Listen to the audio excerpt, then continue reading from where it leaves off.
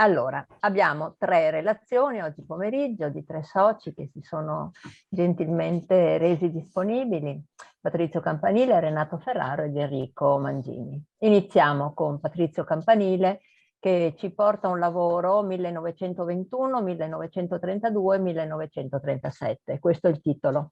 Passo a presentarlo velocemente, molto velocemente. È psicanalista, membro ordinario con funzioni di training ed esperto di psicoanalisi infantile dell'adolescente. Ha collaborato a lungo con la rivista di psicanalisi e ne è stato direttore. Ha varato nel 2007 la pubblicazione di The Italian Psychoanalytic Annual e è attuale presidente del Centro Veneto. Si è occupato particolarmente di teoria e clinica dell'isteria e del processo adolescenziale, dei processi di soggettificazione e dei sistemi di training psicoanalitico. Su questi argomenti ha pubblicato articoli in riviste italiane e straniere. Da molti anni studia l'ultimo Freud, coltivando la prospettiva di una rilettura della sua opera a partire dai suoi ultimi scritti. Nel 2020 ha quindi pubblicato un volume dal titolo Freud dopo l'ultimo Freud, per una psicoanalisi sempre nuova. Ed ora la parola a te, Patrizio.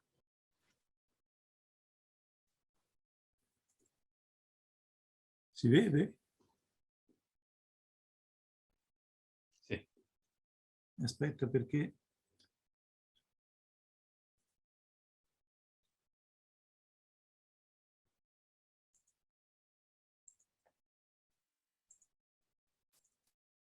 Ecco, così si vede e mi si sente.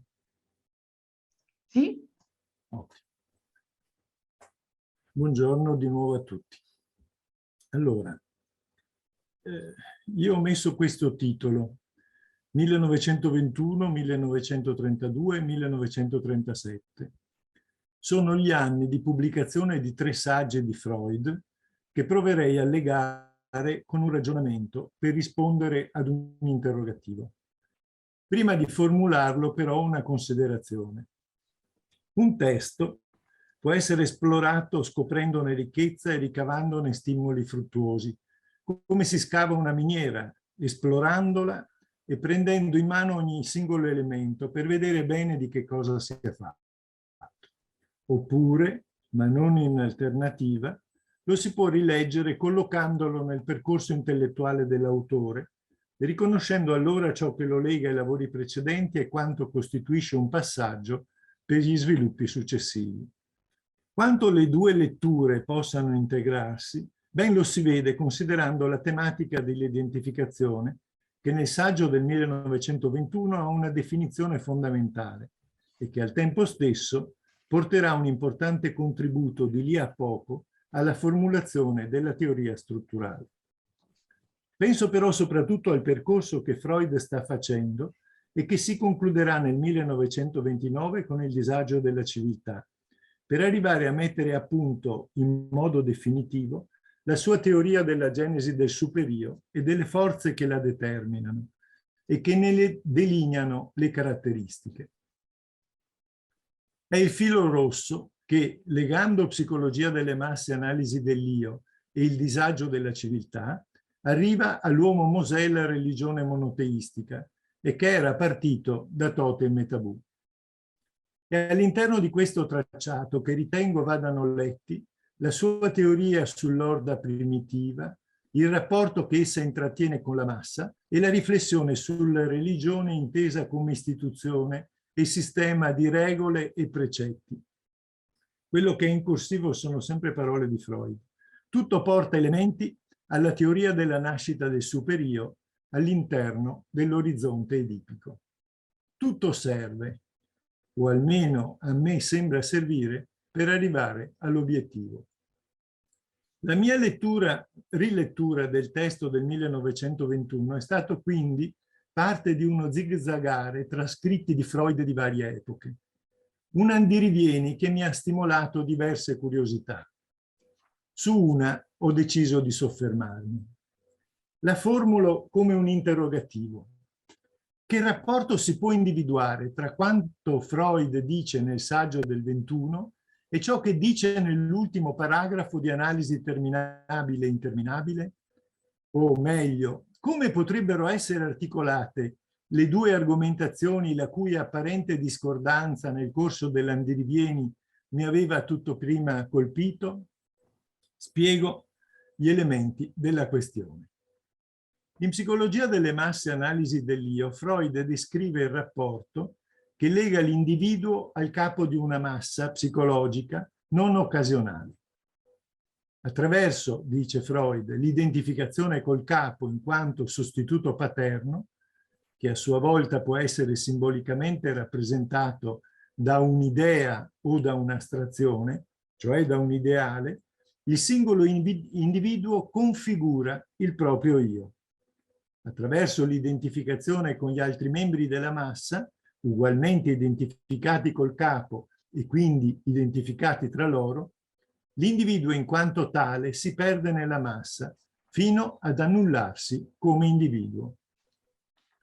L'abbassamento del singolo a individuo massificato, dice ancora Freud, comporta una progressiva regressione dell'attività psichica, che esita in mancanza di libertà, di autonomia e di iniziativa. Queste sono le possibili conseguenze che egli descrive. In tali casi l'io non crea un legame oggettuale, ma regredisce all'incorporazione e l'oggetto incorporato diviene il suo ideale. L'io risulta dominato dall'ideale che si impossessa della funzione di esame di realtà. Può allora anche dar sfogo senza pregiudizio a crudeltà e intolleranza, ricavandone anzi una sensazione di trionfo.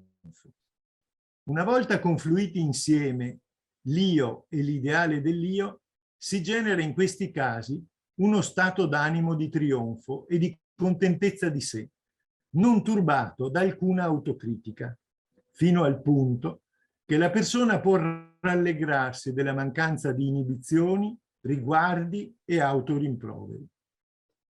Freud non si esprime in questi termini, ma credo si possa ben dire che in tali circostanze si verifichi un drammatico coincidere di io, ideale dell'io, e io ideale.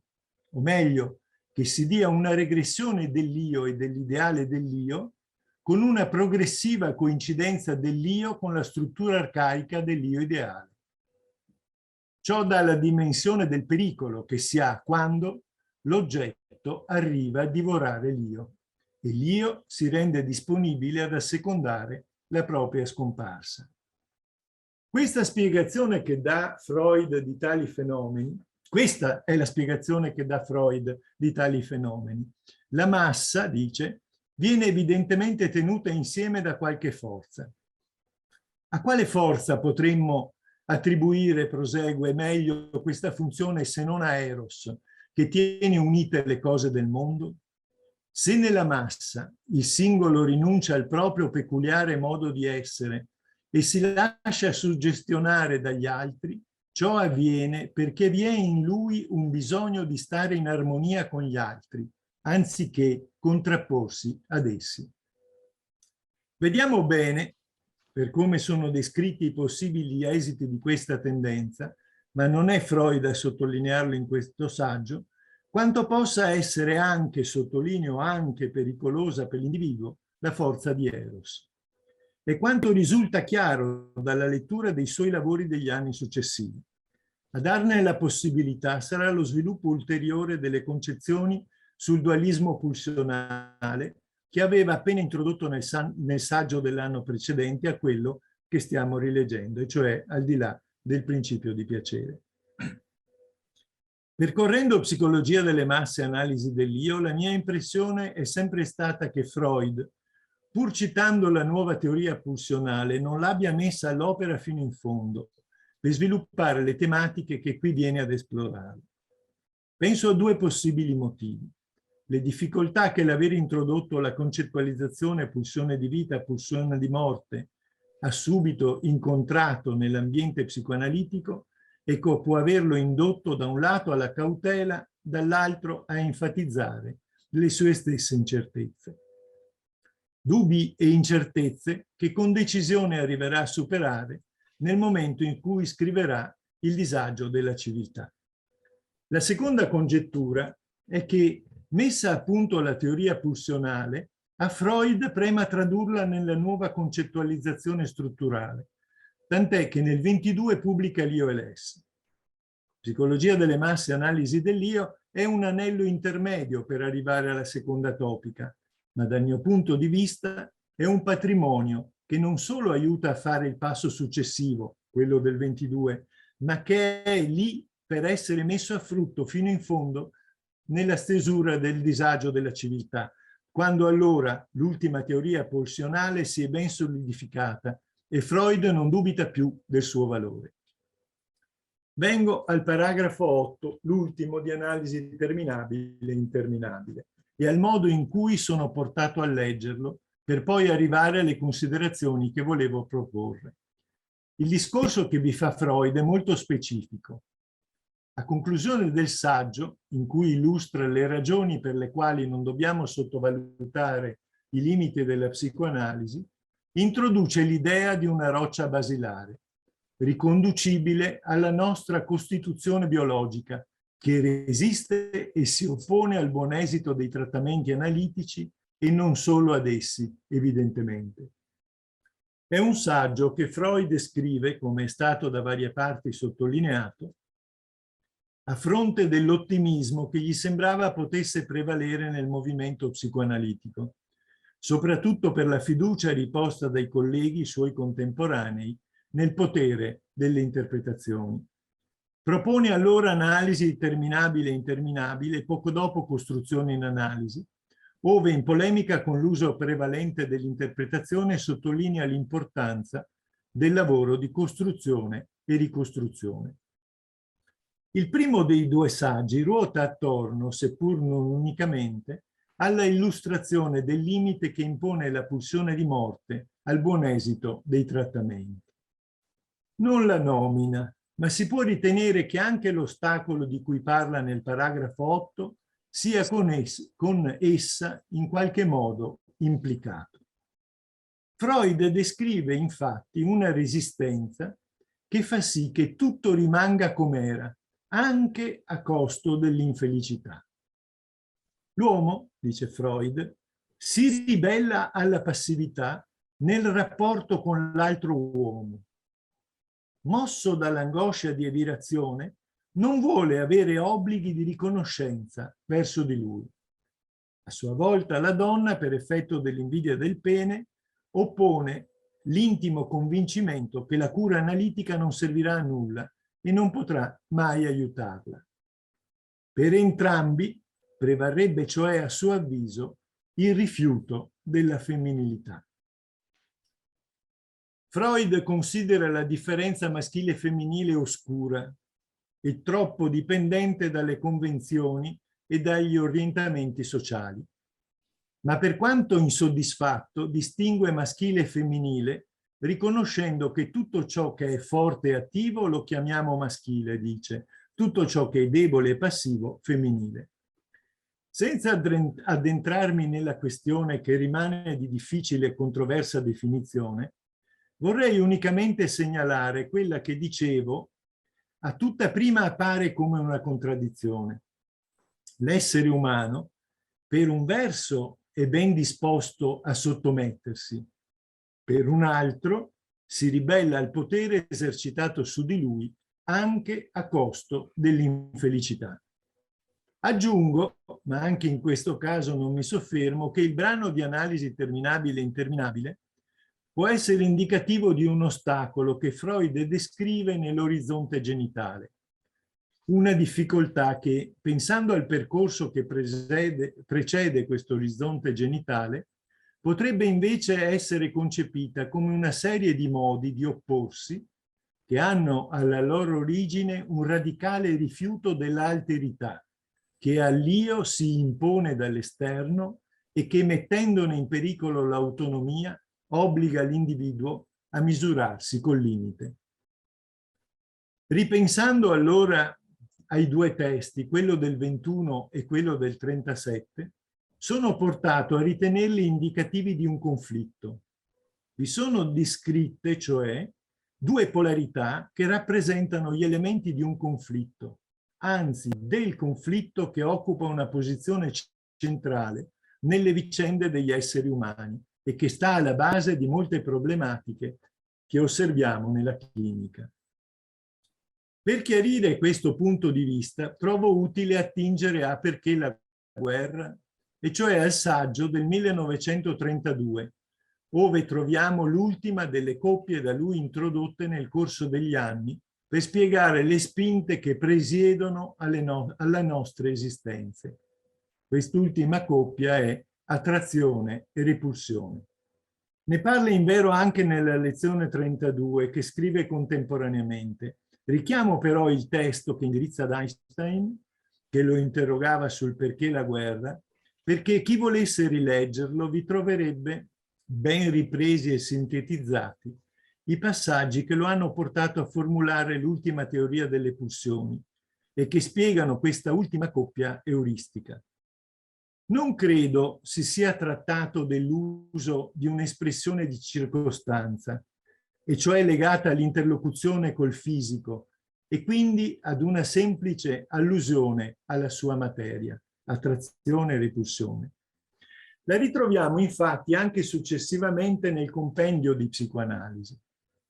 Questa coppia di forze si aggiunge a unire e disunire, legare e slegare, e pulsione di vita e pulsione di morte. Ad esse, dice Freud, è originariamente connessa.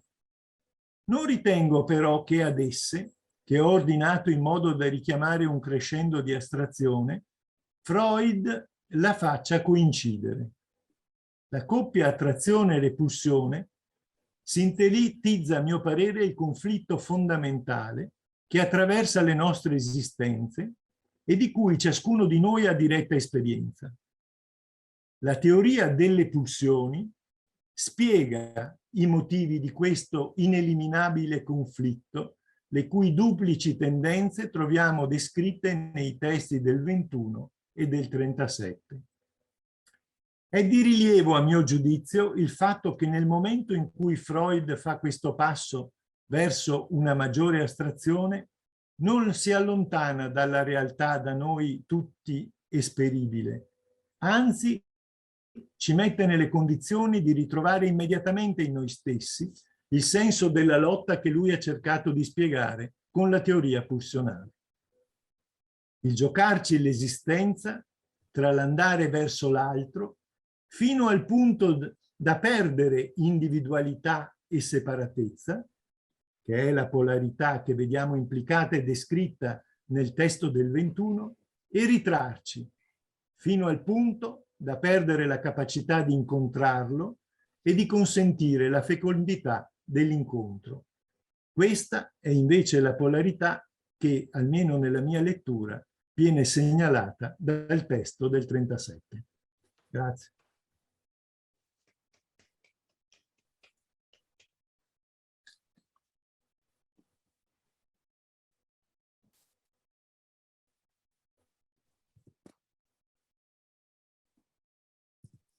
C'est très énervant parce qu'on ne peut pas applaudir. C'est passionnant. Voilà.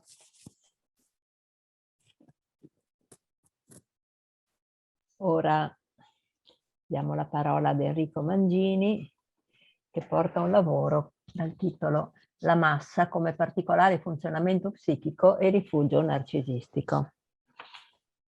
Enrico Mangini, medico, specialista in psichiatria e neuropsichiatria infantile, è docente di modelli teorici di clinica psicoanalitica presso la magistrale clinico-dinamica di psicologia dell'Università di Padova.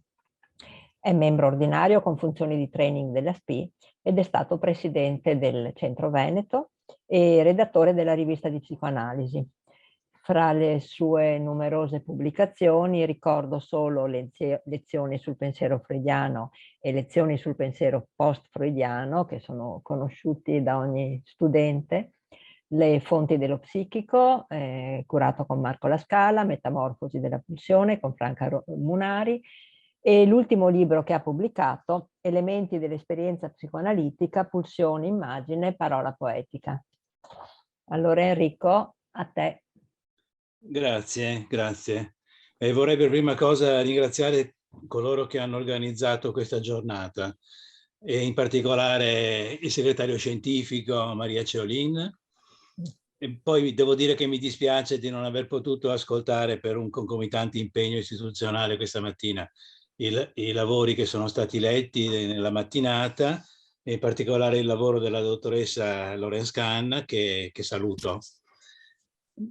Mi avvio allora a dire qualche cosa, a leggere il mio lavoro, di cui ricordo il titolo: La massa come particolare funzionamento psichico e rifugio narcisistico.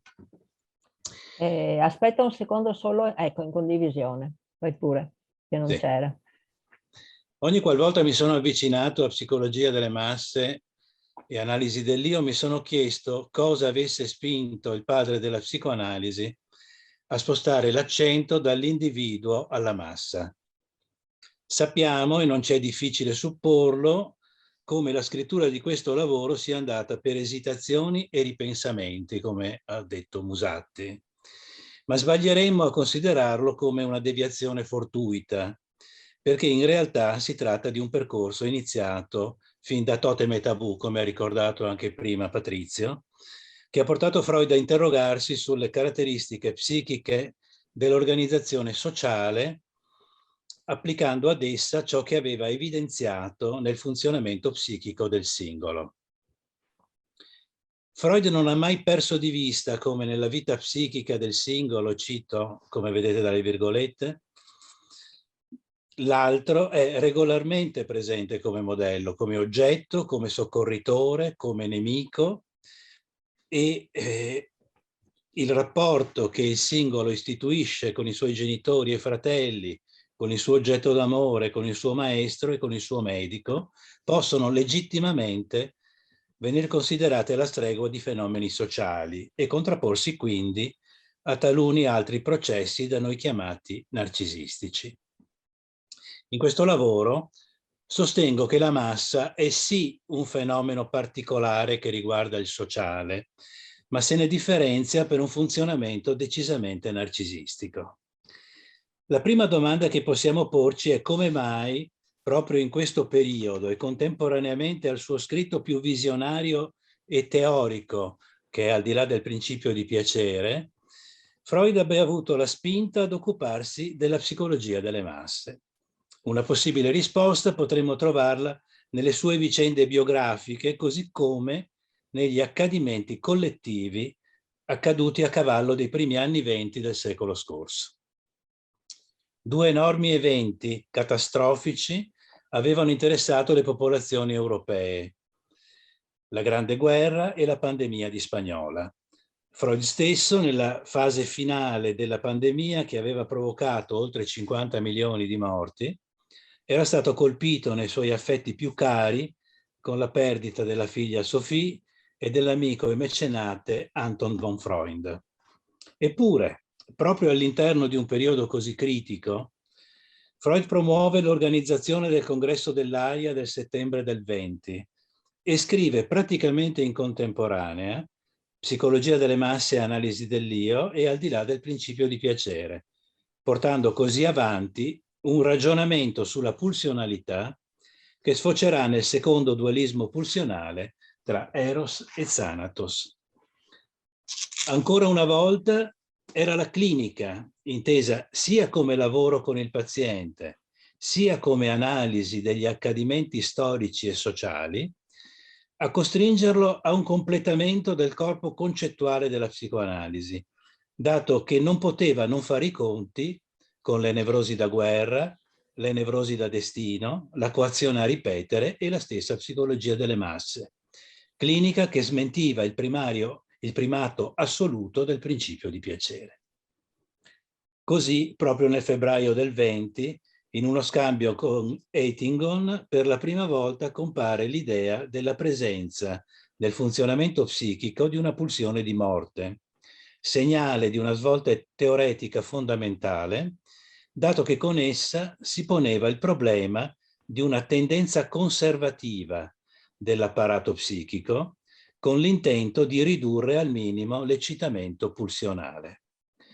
Con la pulsione di morte Freud ci darà nuovi strumenti per intendere il masochismo, la reazione terapeutica negativa, le analisi interminabili e il funzionamento psichico della massa, proponendo in particolare una riflessione sul rapporto tra traumi personali e sociali e ferite narcisistiche attuali e pregresse.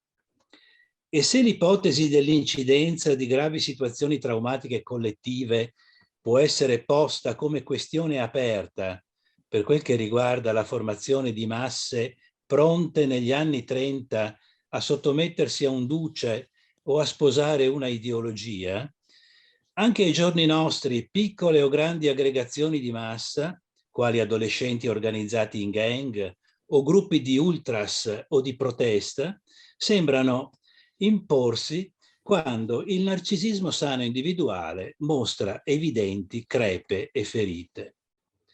La massa sembra poter essere in tali situazioni collettive una sorta di rifugio psichico in grado contemporaneamente di far fronte a una pulsionalità ingestibile. Legami verticali e orizzontali. Freud, sulla scia di Le Bon e di Trotter, ma via via differenziandosene, descrive la massa come un corpo unico, un apparato psichico collettivo a sé stante, omogeneo, senza senso di responsabilità, facilmente influenzabile e suggestionabile e soggetta a impulsività imprevedibili. E scrive: per il solo fatto di appartenere a una massa organizzata, l'uomo scende dunque di parecchi gradini nella scala della civiltà. Isolato era forse un individuo colto, nella massa è un istintivo e dunque un barbaro. Ha la spontaneità, la violenza, la ferocia e anche gli entusiasmi e gli eroismi degli esseri primitivi. Insomma, nella massa l'individuo può regredire senza timore, abbandonare le inibizioni, sospendere le rimozioni, pensare per immagini, essere affascinato dalle parole e dagli slogan, essere infine dominato. Può dunque permettersi anche una quota di piacere masochistico come ricompensa per il narcisismo individuale perduto. La massa va dunque intesa non tanto come entità fisica o sociologica, ma come particolare modalità di funzionamento psichico. La domanda che Freud si pone, e che lo pone su un piano differente dai suoi predecessori, è centrale. Quale collante può tenere insieme individui spesso così diversi tra loro? A cui aggiungerei una seconda e sequenziale questione. Qual è la causa della rapida dissoluzione di tale legame? Alla prima domanda risponde senza esitazioni. Ciò che lega i diversi individui nella massa non può essere che un legame erotico, dunque pulsionale di vita, che unisce ciascun individuo che la compone con l'ideale dell'io. Che si tratti di un'ideologia, di Gesù Cristo, di Mussolini, di una pop star o di una squadra di calcio, non fa differenza. Ora, in questa entità psichica che è la massa, vanno distinti, a mio parere, due tipi di legame. Un legame verticale, in cui prevale Eros, di innamoramento rivolto verso l'ideale dell'io, e un legame orizzontale che si fonda sull'idea di essere ugualmente amati senza distinzioni dall'ideale per una situazione di legame più lasco tra i membri della massa o di pseudolegami, per il quale ipotizza una prevalenza di Thanatos. Mentre il legame verticale richiama il rapporto con le figure primarie, quello orizzontale richiama la fratria. Il legame erotico verticale permette una regressione rispetto a identificazioni e interiorizzazioni più o meno riuscite nello sviluppo tra io e ideale dell'io da un lato e superio dall'altro, e rimette in gioco, credo però con scarse possibilità trasformative, l'organizzazione narcisistica infantile, dato che si relaziona con un'imago materna nel posto dell'ideale dell'io, mentre le istanze superegoiche sembrano o assenti o in relazione a un imago paterna sadica.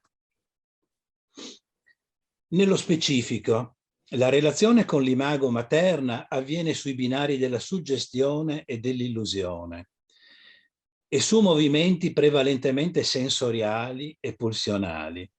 Sappiamo quanto in questi casi siano importanti i toni, lo sguardo, le parole magiche e la retorica del gesto.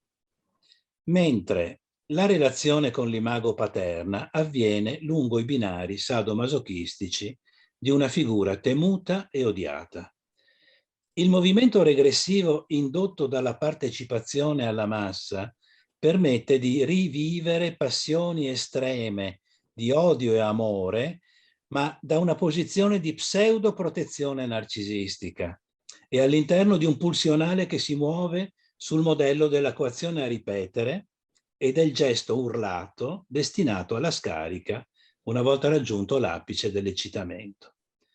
Cosa ha spinto migliaia di soldati a lanciarsi contro il nemico nella guerra di trincea in nome della patria o del re, se non l'illusione di poter ricevere un amore totale solo per sé da parte dell'ideale?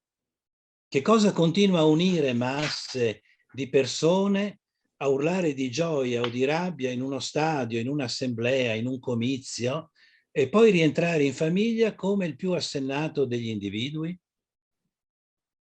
Ne viene che anche l'odio o il narcisismo delle piccole differenze può funzionare da legame e l'oggetto odiato può occupare anch'esso il posto dell'ideale. È quanto accade quando un funzionamento di massa si scaglia acriticamente e pregiudizialmente verso un'istituzione, le sue regole, gli obblighi. Insomma, il governo è sempre ladro, o chi si assume l'onere di gestire un gruppo o un'associazione è sempre inadeguato. Ciò che il singolo non farebbe o che avrebbe fatto solo da bambino, la massa lo permette. Sta qui la regressione di cui parla Freud, che già di per sé appare come un ottimo motivo per stare in un gruppo o in una massa.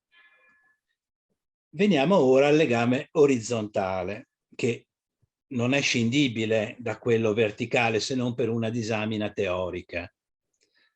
Il legame di fratria permette di tollerare la frustrazione di non poter avere l'amore privilegiato dell'ideale e nello stesso tempo controlla l'odio che l'individuo avrebbe per un oggetto primario che non lo ama con esclusività. Quindi il legame orizzontale che sta alla base del senso sociale può funzionare per questo. Siamo tutti uguali a fronte dell'ideale e tutti siamo colpevoli, ma autorizzati a rimuovere la colpa del parricidio, assumendosi così anche una funzione di contenimento delle rivalità e aggressività tra i vari individui della massa. Per questi motivi ritengo che tale legame orizzontale non sia un legame erotico, ma un patto più difensivo verso l'eccesso pulsionale. Il senso sociale, ci ricorda Freud, poggia sul volgersi di un sentimento inizialmente ostile in un attaccamento caratterizzato in senso positivo, la cui natura è quella dell'identificazione, anche se direi imitazione più che identificazione. Ciò fa sì che questo legame orizzontale non sia affatto un legame stabile, ma piuttosto soggetto a mutevoli e repentine oscillazioni eccitatorie, o viene attraversato da stati affettivi che si propagano per contagio. In questi casi sembra che la massa, come corpo psichico unico, recuperi una parte della stessa onnipotenza narcisistica a cui il singolo per vari motivi ha rinunciato. L'imitazione, a differenza dell'identificazione che nasce dalla situazione edipica, dà solo l'illusione di un arricchimento dell'io, mentre in realtà il senso di coesione e di identità collettiva che il singolo ne ricava viene bruscamente meno se, ad esempio, il singolo si sogna di esprimere un parere dissonante, con conseguente caduta in disgrazia ed esclusione. In effetti, il legame orizzontale sembra costituirsi nella compiacenza, né può reggere senza un forte legame verticale con l'ideale dell'io. La massa si sente forte se l'ideale è forte, e questo legame verticale ha le caratteristiche della fascinazione e soggezione amorosa. Il problema è che, come in ogni innamoramento, l'io del singolo è impoverito e l'essere in una massa, assieme ad altri, appare chiaramente come un rifugio difensivo per evitare una possibile delusione. I porcospini di Schopenhauer. Così, se la posizione dell'ideale diventa improvvisamente precaria, la caduta di un regime, una sconfitta sportiva inaspettata, una tornata elettorale persa, la massa si scioglie come neve al sole o può implodere andando incontro al panico. Da noi non si ricorda mai con piacere l'8 settembre del 1943, quando il re e il governo scapparono, lasciando esercito e popolazione in balia degli eventi e dei nazisti. Il panico è così il risultato della perdita improvvisa e traumatica dell'ideale dell'io, che comporta la perdita del legame verticale, erotico, che garantiva anche il legame orizzontale di pseudo-unità della massa. Abbiamo ora più elementi per dire che questo legame orizzontale è il risultato di un'economia pulsionale di morte, soggetta peraltro a violente fluttuazioni eccitatorie. La scarica della pulsione può avvenire solo nelle fantasie e illusioni onnipotenti, di essere invincibili per esempio, o nell'agito, fin tanto che l'ideale dell'io regge. Ma quando cade, allora la massa evapora, perché non c'è legame erotico tra i suoi membri e prevale il rompete le righe dello slegamento di Thanatos, che evidenzia quanto fosse precario il suo, della massa, funzionamento e rifugio narcisistico. Grazie. Grazie a te.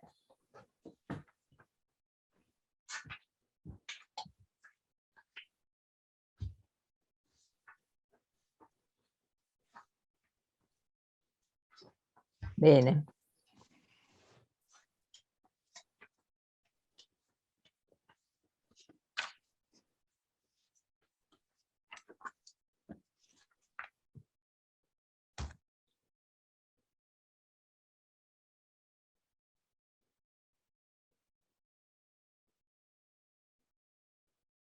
Forse ci vuole un attimo per riuscire proprio anche a pensare a... Che sono tante le cose. Ah, giusto, scusatemi. Facciamo una pausa, mi sono dimenticata. Facciamo una pausa di 20 minuti. Sì, perché infatti ci vuole un attimo di tempo e ci ritroviamo alle 4:25. Bene. Allora ricominciamo e do la parola a Nandoriola.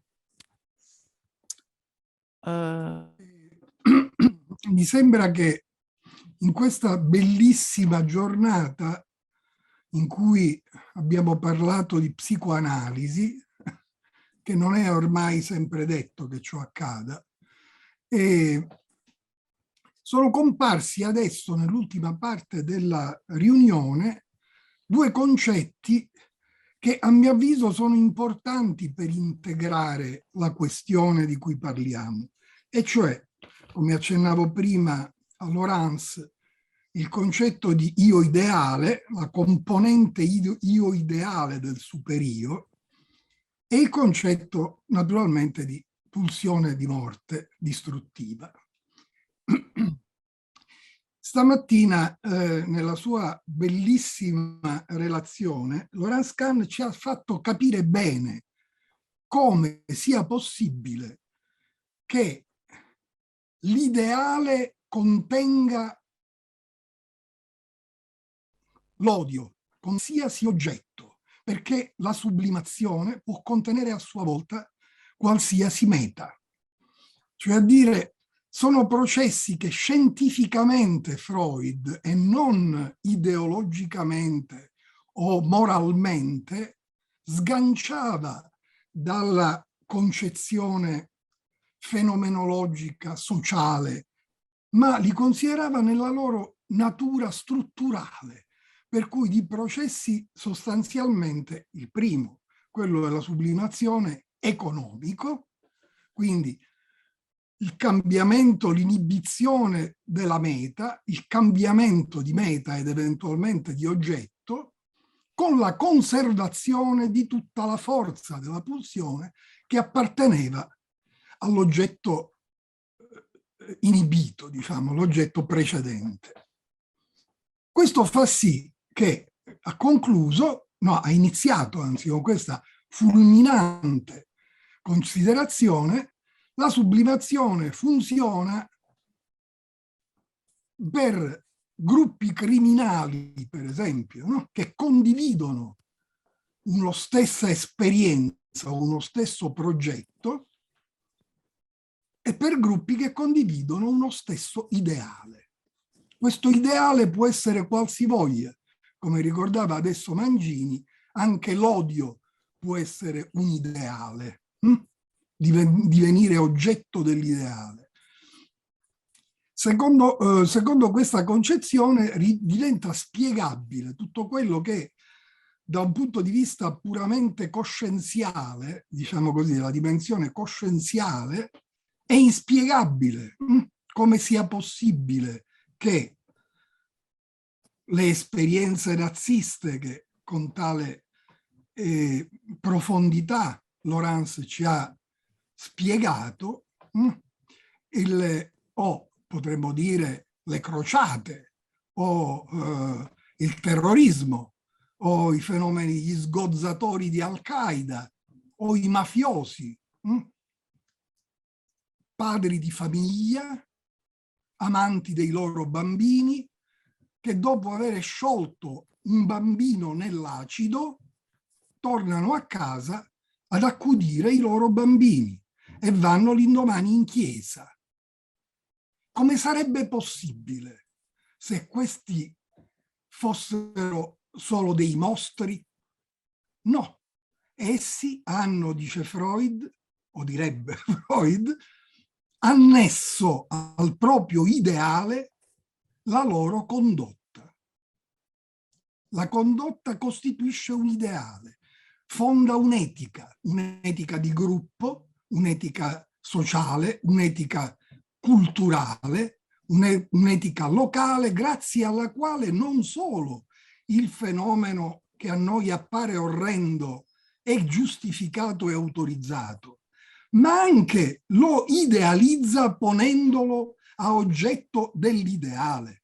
Cioè a dire, l'odio per la razza, l'odio per la civiltà precedente, l'odio per il gruppo dei miscredenti è consentito grazie al fatto che costituisce l'appagamento di un ideale.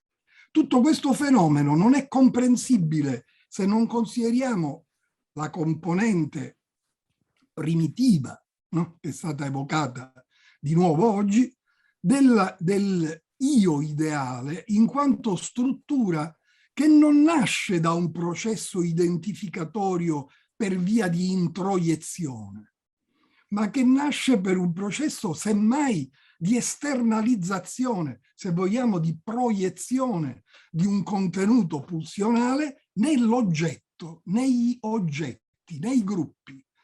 In qualche modo qui Freud, nel collocare, nella descrizione dell'ideale collocato nel capo, non solo sta parlando quindi di spossessamento o di invasione dell'oggetto esterno nell'oggetto interno, ma anche di questa reciprocità della collocazione dell'oggetto interno nell'oggetto esterno, per cui ne viene fuori una versione della realtà fortemente complessa e mescolata, dove le due componenti si integrano pur essendo contraddittorie a volte l'una con l'altra.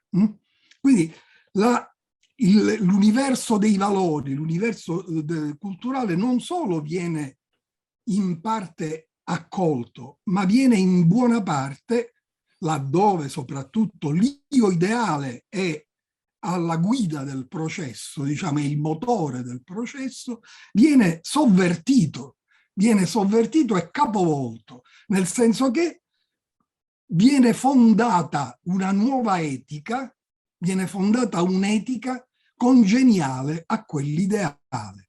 E poiché l'io ideale non si accontenta, dice Freud, e l'io è stato evocato Schreber e così via, l'io ideale è all'origine della psicosi, non si accontenta di realizzare, di rappresentare come ideale la propria pulsione, la vuole trovare nella realtà come qualcosa che esiste, e se non la trova, dice Freud, la crea, la determina. Quindi l'io ideale esige l'azione, impone la costruzione di una nuova realtà che sia adeguata alla propria operazione. In questo senso credo che il processo di identificazione assume un connotato complesso, come dicevo prima, che porta da un lato verso la introiezione della realtà e dall'altro verso la creazione di una realtà che a quel punto si può servire della ragione, dell'etica, dell'arte, della sublimazione e di menti raffinatissime come quelle di Albert Speer o di Martin Heidegger per costruire una concezione della realtà che sia adeguata alla realizzazione dell'ideale che vuole trovare nella realtà la propria espressione. Questo volevo aggiungere, non so se sono stato chiaro. Naturalmente l'altro elemento è la pulsione di morte. C'era un'altra bella coppia di Freud, volevo dire a Patrizio, oltre a quella che lui bellissima ha ricordato e che in qualche modo ci dà le vertigini perché espande la possibilità di vedere questi due come due principi della vita della natura, no? L'attrazione e la repulsione. Ma c'è anche un'altra che è quella che lui trae da Empedocle. Filia, la coppia Filia e Neikos. La discordia, Neikos, la discordia, e che poi è quello che noi traduciamo in termini di legame, slegame, no? La discordia divide, ma anche diavolo divide, no? Diabolon divide, il contrario di simbolo e di simbolizza. Va bene, non mi fermo qui per non abusare del tempo. Grazie. Grazie. La parola ad Alberto Semi. Grazie. No, io volevo fare una domanda relativamente a una situazione molto particolare, domanda che rivolgo a Laurence Kahn, ma che penso riguardi tutti noi, cioè qual è stata la vicenda degli psicoanalisti tedeschi durante il nazismo. Una parte in quanto ebrei sono dovuti andarsene, ma una parte è rimasta nell'istituto che poi è stato formato e che si chiama l'Istituto Göring. Credo che sia un interrogativo che ci dobbiamo porre perché riguarda dei nostri colleghi, i quali sono rimasti attivi durante il nazismo. Dopo ci sono state anche delle conseguenze dopo la guerra. Quelli che hanno aderito a questo clima in parte sono emigrati nel Sud America e tra l'altro con l'aiuto di Jones. Ma a me quello che interessa è sapere cosa ne pensate di questa situazione, cioè come erano partecipi di questi avvenimenti, e mi piacerebbe che lo pensassimo non solamente in termini di seconda topica, io, superio, io ideale, di seguito, ma pensassimo anche in termini di prima topica, cioè a livello del sistema conscio, come si poteva configurare lì il fatto di essere contemporaneamente psicoanalisti e facenti parte dell'Istituto Göring. Ecco, mi limito a questo, ma per dire che forse questo è un interrogativo che riguarda anche tutti noi nel momento in cui viviamo in situazioni estreme e nelle quali dobbiamo vivere in situazioni estreme. Grazie.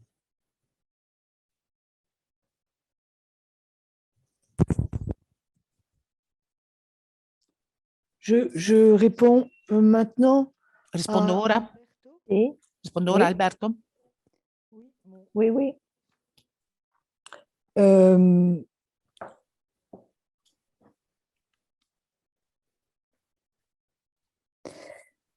Vous pensez aux psychanalystes allemands qui sont restés dans l'Institut Voi de Matthias pensate ai psicoanalisti tedeschi che sono rimasti nell'istituto di Göring, e di questi che mi chiedeva? Questo ha dato luogo a un giro di passaparola, diciamo, incredibile all'uscita della guerra nella storia psicoanalitica, perché ci sono stati degli analisti che erano rimasti nell'istituto di Matthias Göring e che con un gioco molto abile sono riusciti a rivoltare la situazione e si sono presentati come salvatori, essendo i fondatori dell'associazione della Gesellschaft in tedesco, DPD. Cosa ne penso? Ebbene, penso che siamo una società internazionale e che è comprensibile che ci siano delle regole e che avrebbero dovuto essere ascoltati con l'attenzione più precisa, più estrema, quindi sapere esattamente cosa avevano fatto a un livello pratico. Come dire, non si può nemmeno puramente e semplicemente considerare che il fatto che siano rimasti, avevano delle argomentazioni per rimanere in realtà, per cercare di proteggere dei colleghi, per fare in modo che il tessuto istituzionale non sia distrutto o degradato completamente. Vediamo molto bene come hanno funzionato le loro argomentazioni e penso che l'unica cosa da fare in quel caso era che avessero una commissione che li ascolta molto attentamente su quello che è stato fatto. Il problema è che questi fondatori della DPD che sono riusciti a rinversare completamente il corso della storia sono persone che avevano avuto il sostegno di Anna Freud precedentemente alla fine della guerra, perché Freud era insorto contro la pratica analitica di un certo numero di alcuni oppositori. È complicato, sapete, all'uscita della guerra, alla fine della guerra è stato molto complicato. Sentite un po'. Ci sono state tutte le condanne, ma condanne è dire troppo, tutti i litigi, diciamo, le querele di Freud con un certo numero di analisti di cui Freud condannava la pratica, ma che era in realtà molto corretto rispetto all'istituto di Matthias Göring, e in compenso accanto, parallelamente, ci sono stati gli analisti che sono stati completamente compromessi nell'istituto di Matthias Göring, che erano colpiti dalla critica di Freud. Quello che è successo alla fine della guerra, quando la guerra è finita, lo vediamo molto bene, c'è stato un mescuglio da una parte tra gli ideali e dall'altra le pratiche, le prassi. E tutto questo in un quadro di trauma estremo, molto traumatizzato. In un periodo del genere penso che bisognava ascoltare molto bene queste persone, ma non è quello che è successo. La DPD ha tirato su tutto. La Vereinigung, l'associazione, è stata considerata come una sorta di raccolta di collaboratori, collaborazionisti, ecco, è stata espulsa. Dopo è riuscita a rientrare all'interno dell'UPA dopo anni di tribolazioni, di problemi. Ciò pone esattamente il problema di quello che è successo. Rio 2 cos'era? Era in Brasile, nella società brasiliana. E lì si è scoperto che effettivamente c'erano degli analisti che essi avevano torturato, proprio torturato. Ci sono state le denunce, ma molto dopo la fine della dittatura militare in Brasile, la giunta militare in Brasile, e lì effettivamente alla fine c'è stato uno scandalo che è esploso. Alla fine era una situazione estremamente grave, poiché, non so se avete conservato il ricordo, Villochet era il segretario generale dell'UPA e aveva relativamente conservato e passato tutto sotto silenzio su quello che era successo in Brasile in quegli anni là. Il presidente era... Le presidenti dell'IPA? Oui, Le Bovissi. c'était les Beaux, absolument. Le Bovissi. Bovisci, che era presidente, e Villochet era il segretario generale. L'affare è esploso solo quando, in cui Villochet si è presentato lui stesso alla presidenza dell'IPA. Quindi molto tempo dopo, e tutto questa affare ha fatto boom. Io penso che la questione del silenzio, cosa ne penso? Penso che il silenzio è il peggior nemico. Quindi appoggiandosi sulla testimonianza di Anna Freud alla fine della guerra, in cui si coprivano delle versioni di opposizione che erano difficilmente accettabili, molto difficilmente accettabili,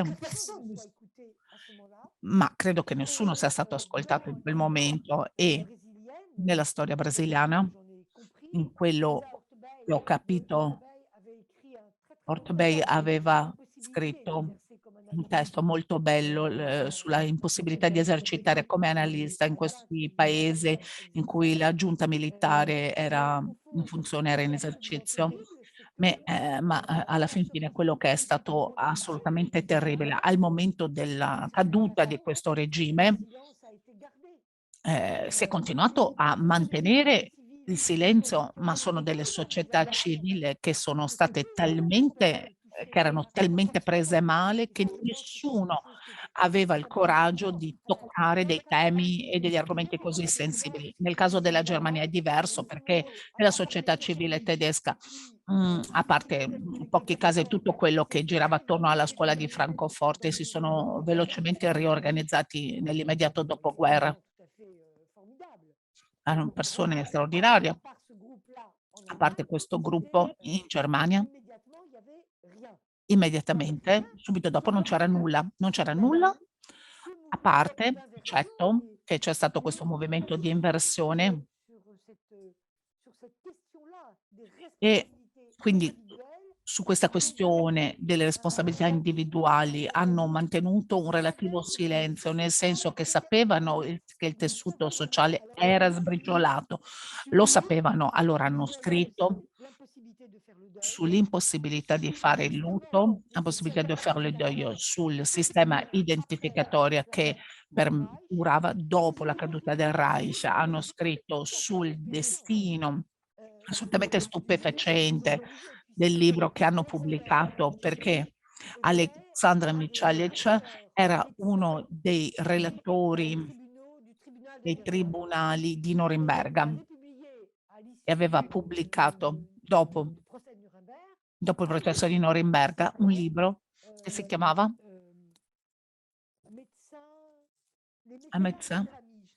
Le médecins de la famiglia. Non so più il titolo in tedesco, Le médecins de la famiglia, i medici della famiglia, o il medico della famiglia, tradotto in francese.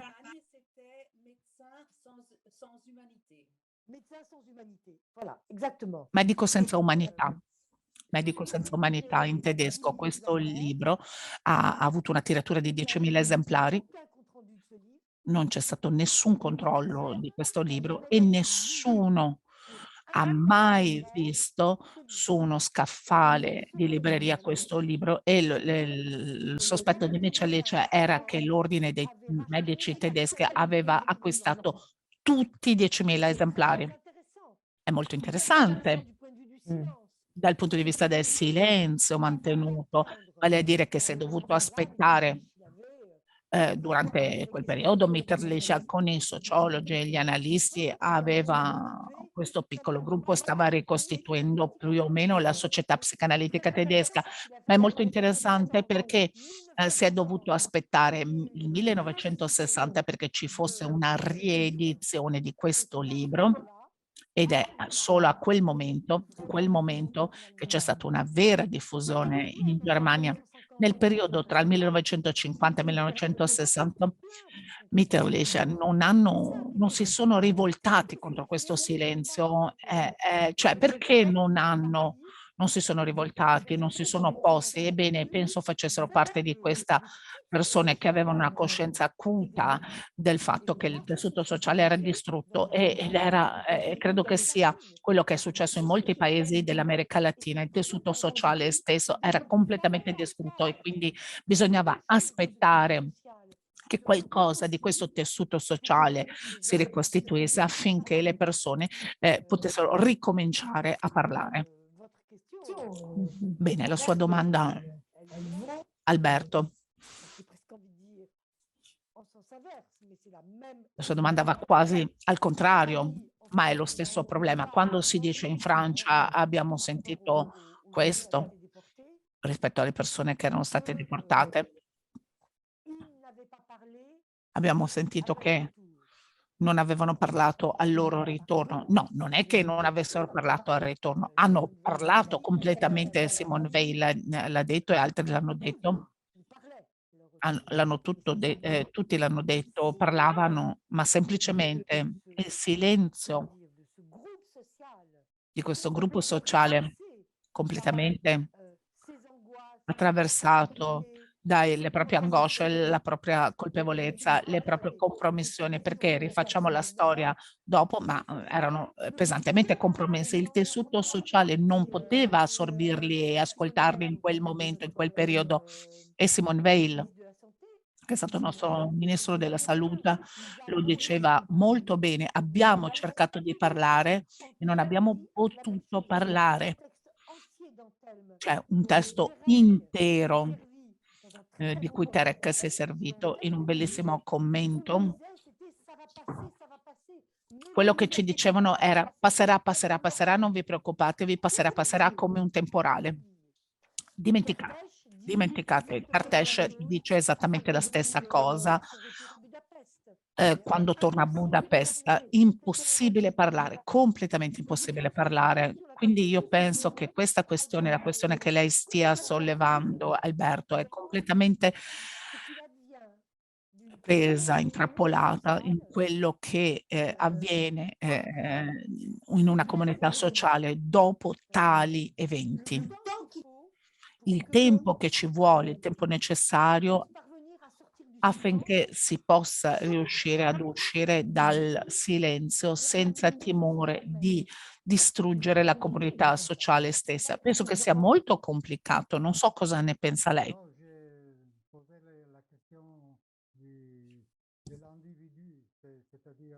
Io farò la domanda dell'individuo, vale a dire i colleghi che erano nell'istituto Göring.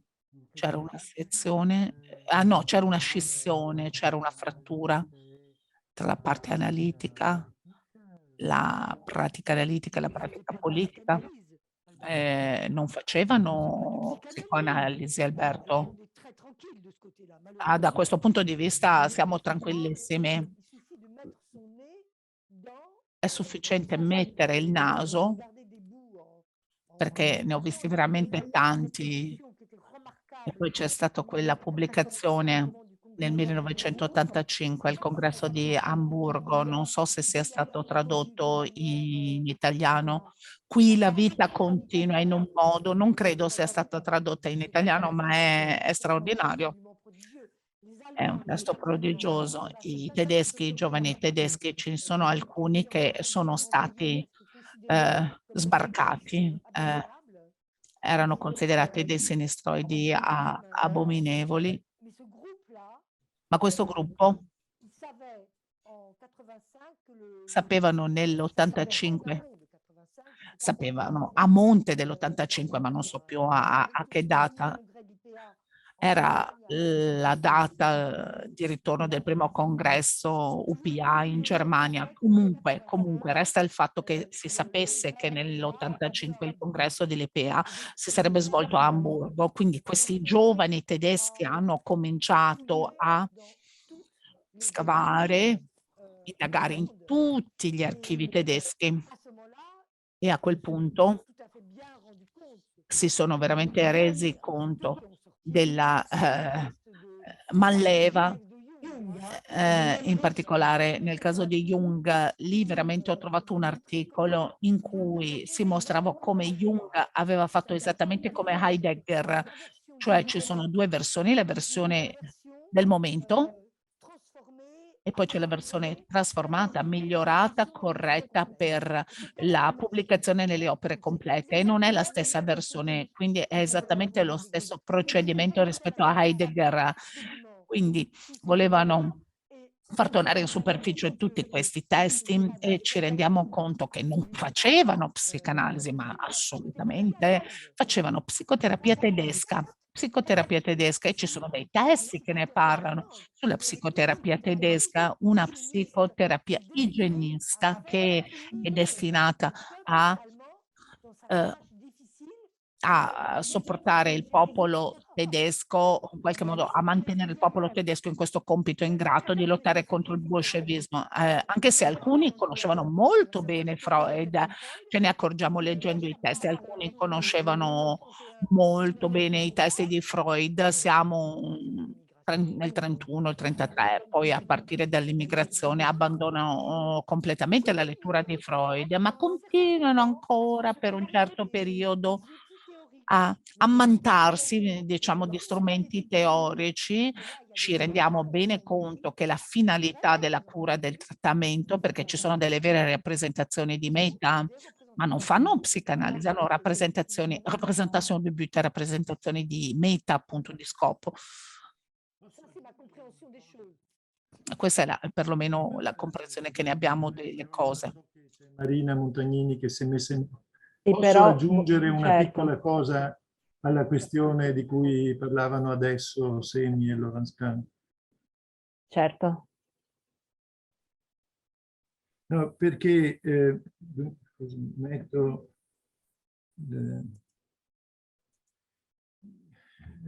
Alberto poneva una questione centrale perché diceva proviamo a vedere questo problema dal punto di vista, diciamo, della prima topica e non della seconda.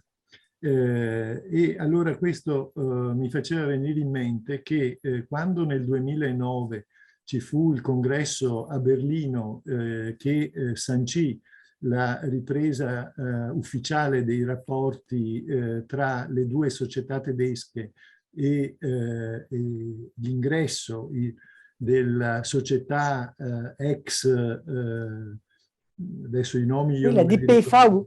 sì, che è rientrata nell'IPA alle condizioni che diceva Laurence Kahn, tra l'altro occasione che fu festeggiata con proprio una festa nella sede delle due società, che guarda caso come i nostri due istituti romani abitano la stessa sede, con un séparé, esattamente come i nostri due centri romani, senza voler fare per questo nessun rapporto di somiglianza, ma anche in quel caso come conseguenza di conflitti, questo volevo dire. Allora, in quell'occasione, in quel congresso, intervenne Rangel, che in una sessione speciale dedicata alla politica parlò proprio del ritorno a parlare del compromesso di integrità che credo sia un elemento interessante per fare i conti col fatto che nella coscienza possono essere presenti cose tra loro opposte e che l'io in realtà è in grado di tollerare questa, drammaticamente è in grado di tollerare la difformità e l'inconciliabilità di certe azioni e di certi punti di vista, che non sono frutto di scissioni profonde, ma di divisioni all'interno proprio dell'io cosciente. E credo che tutto questo sia estremamente importante perché riguarda tutte le società, comprese le società psicoanalitiche. La vicenda sudamericana ricordata prima da Laurence Kahn è di grande insegnamento, anche perché quelli che furono i torturatori in America Latina, o almeno una parte di quelli, erano allievi degli stessi tedeschi emigrati e che erano stati dalla parte dei nazisti. E questo è un dettaglio non da poco, anche perché poi l'IPA, prima Laurence Kahn ricordava Viveloché, Le Bovici, ci possiamo aggiungere Jorge Canestri con cui ho parlato a lungo di queste vicende, l'IPA decise in fondo, come decide ogni chiesa, di non aprire il conflitto, probabilmente per le ragioni che diceva Laurence Kahn poco fa, e cioè lo si può fare solo quando un conflitto non distrugge il gruppo, però forse non solo per questi buoni motivi.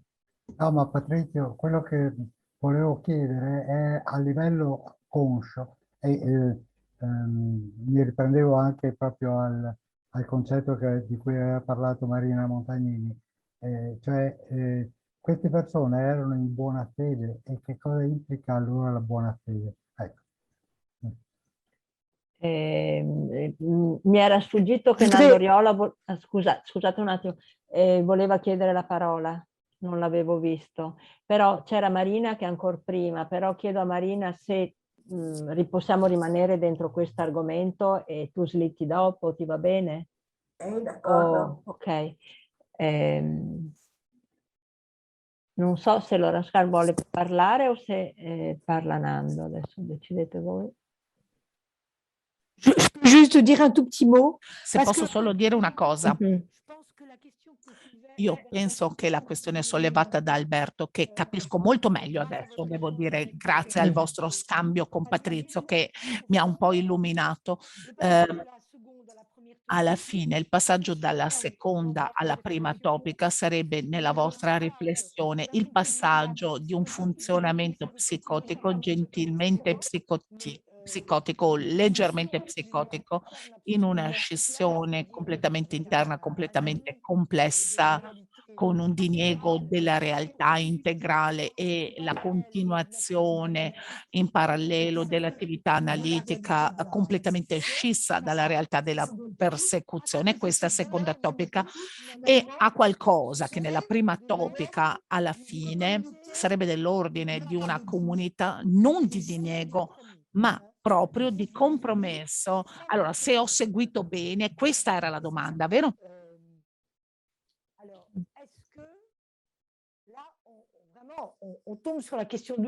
Ebbene, qui cadiamo nella questione di un assassinio, di un'uccisione, perché fino a dove la comunità di compromesso, quindi il compromesso nevrotico di una comunità intera, può funzionare quando altrove i cadaveri si stanno accumulando. Io penso che sia qui il vero problema. Fino a che la comunità di compromesso è compromessa sotto forma di sintomi, torniamo sulle questioni poste da Franca Munari, fino a che i compromessi funzionano rispetto alle tracce di un assassinio che è stato rimosso e che torna, fa ritorno, ma che continua ad essere rimosso, e quindi questo funziona così, allora si può capire che ci sia una comunità di compromesso che più o meno resta sullo stesso cammino, ma si può parlare ancora di compromesso quando c'era Braunschweig che si danno da fare per alla fine della guerra riprendere la fiaccola e diventare uno dei fondatori della società, e Schutzenke era stato il solo ad essere compromesso durante la guerra, mentre Braunschweig aveva scritto dei testi spaventosi, ma veramente spaventosi. Allora si è sistemato che sia la DPV Schutzenke che sono stati considerati soli collaboratori del nazismo. In realtà la questione era molto più complicata, e tutto questo su un tappeto di cadaveri e degli immigrati tedeschi che si sono spostati negli Stati Uniti, che hanno avuto le peggiori difficoltà per fare ammettere uno studio di Freud che non sia considerato come una lettura obsoleta, rigida, vecchia maniera, essenzialista, platonica, vi risparmio la totalità degli aggettivi utilizzati, cioè si passa dagli analisti americani e si spiega loro che la metapsicologia è una metafisica e quindi hanno le maggiori difficoltà loro stessi a prendere posizione all'interno della società psicanalitica americana. Quindi vediamo molto bene come la guerra ha in realtà fatto partire dei sistemi di scissione catastrofici in tutti i sensi. Da questo punto di vista i nazisti hanno veramente vinto il match, hanno vinto la partita, veramente ci sono riusciti molto bene, cioè riusciti veramente molto bene i nazisti. Scusate, sono stata un po' lunghetta. Mi sono dilungata, volevo tornare proprio su questa questione.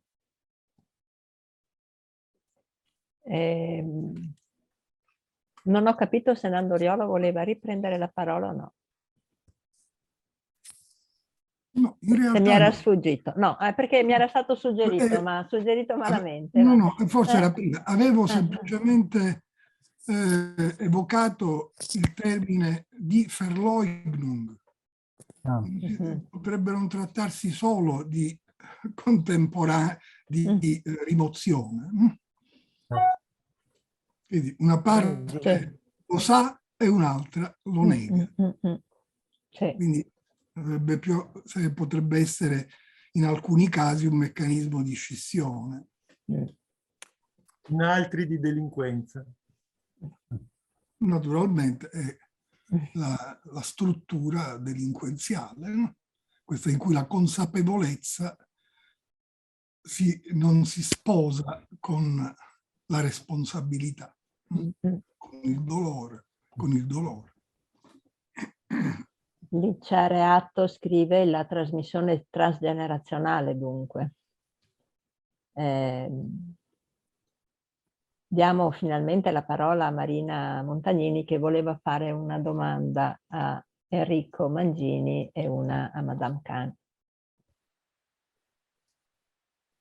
Solo che nel frattempo le mie idee si sono spostate completamente ascoltando quest'ultima parte di discussione, che mi interessa moltissimo, perché quando il conscio, nel settore conscio della mente, coesistono senza contraddizione delle proposizioni opposte che comportano delle posizioni opposte, come ricordava il dottor Riolo, l'assassino che poi rientra a casa e ricopre i panni del buon padre di famiglia.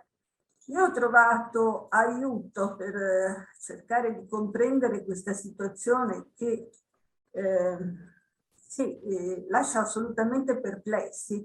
Ho trovato aiuto in Matte Blanco e in Blecher, perché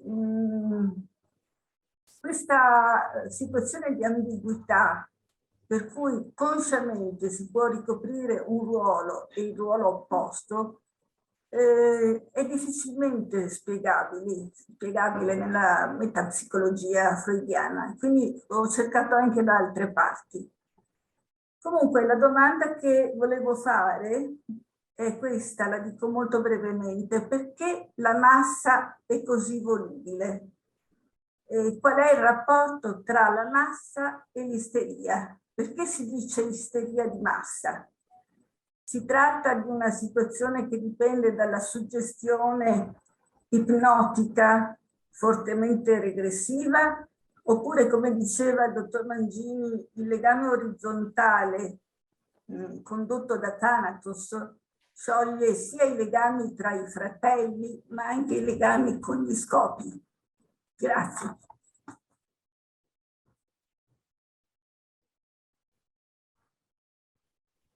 È rivolta a me la domanda? Sì. Credo che...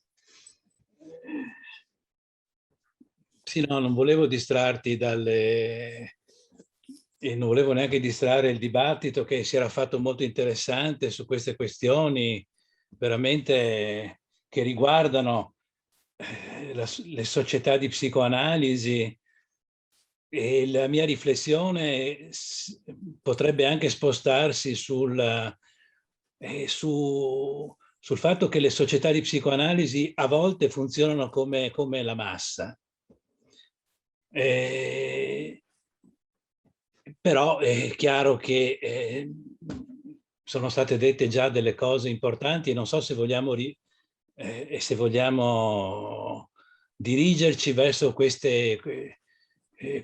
argomento così, diciamo, che se rimane troppo specifico e troppo generale non porta da nessuna parte. Mentre giustamente Alberto aveva focalizzato la questione sugli psicoanalisti dell'Istituto Gehring. Però magari ci sono altri istituti Gehring, tra virgolette, da qualche altra parte, no? Allora, quindi rispondo a te, Marina, su un piano totalmente diverso. Quindi, allora, certamente c'è qualche cosa dell'isteria, ma nel legame verticale. E quindi quello che abbiamo detto, quando Freud parla appunto che cos'è che tiene insieme la massa, la tiene in qualche modo un certo tipo di libido. E dopodiché, evidentemente, l'ideale, credo, per l'isteria è l'ideale stesso che è volubile, nel senso che l'isteria mette continuamente alla prova l'ideale, a mio parere, e quindi semmai è la prima, se le masse fossero isteriche, probabilmente durerebbero veramente qualche secondo, mi verrebbe da dire. Però certamente nel discorso della suggestionabilità e del fatto di, appunto, di avere questo tipo di legame erotico con l'ideale, io credo che tu abbia colto una questione importante.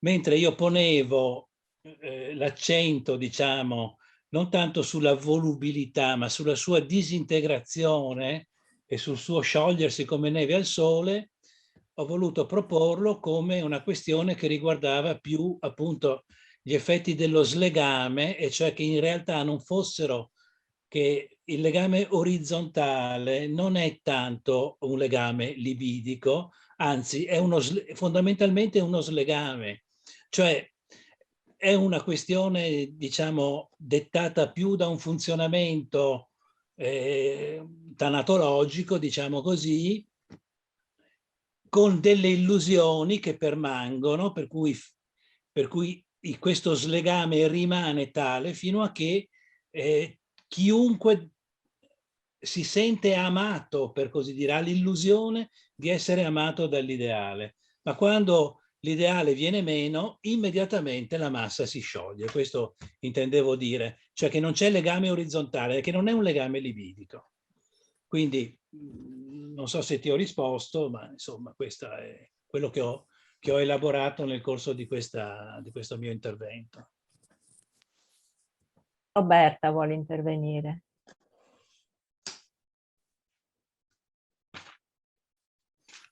Microfono. Microfono, Roberta.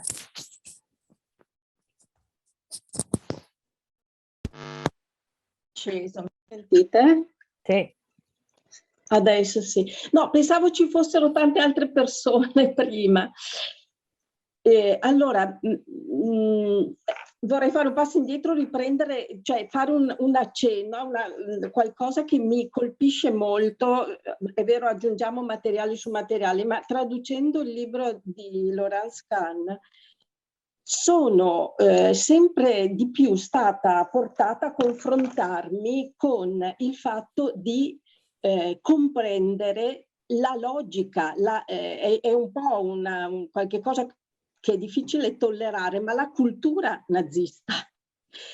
E allora, se come poter dire, se io mi accorgo, ecco, personalmente, che avevo una visione molto, come dire, legata alle vicende finali della ascesa e poi della fine dell'esperienza nazista. Leggendo, studiando e seguendo il percorso di Laurence Kahn, per questo la interrogo un po', mi sembra così importante andare a ritrovare tutta la logica che è quella del diritto, ma che è quella della cultura, ma che è quella dell'arte. Questa mattina sono stati toccati tanti punti, dall'architettura alle questioni giuridiche, e adesso, quando ha risposto a Alberto Semi che nell'Istituto Goethe non si faceva psicoanalisi, si faceva la psicoterapia ariana. Allora, questo disegno che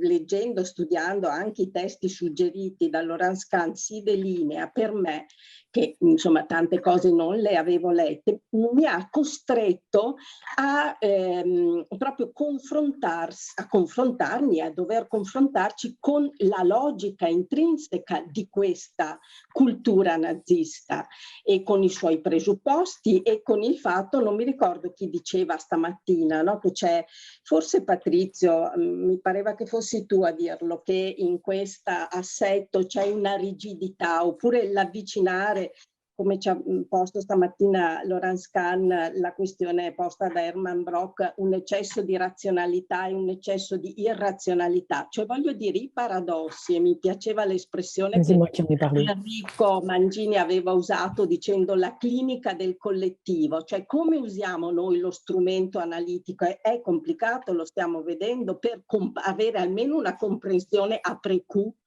di a posteriori, di queste logiche che si sono sviluppate sul terreno della cultura, sul terreno collettivo. È su questo che vorrei un po' reinterrogare Laurence Kahn, compresa, e mi sembra che sia centrale nel suo ragionamento, almeno nel libro compare così, la questione del bios, perché questa logica è ancorata a una certa concezione del bios e della natura, e a un certo legame molto diverso da quello che credo noi condividiamo del rapporto tra natura e cultura, perché fondare una collettività sulla purezza di sangue e di suolo è qualche cosa che poi ha delle conseguenze su tutto ciò che concerne il collettivo, perciò su tutti gli aspetti, dalla vita politica a quella artistica, a quella anche religiosa, per dire, no?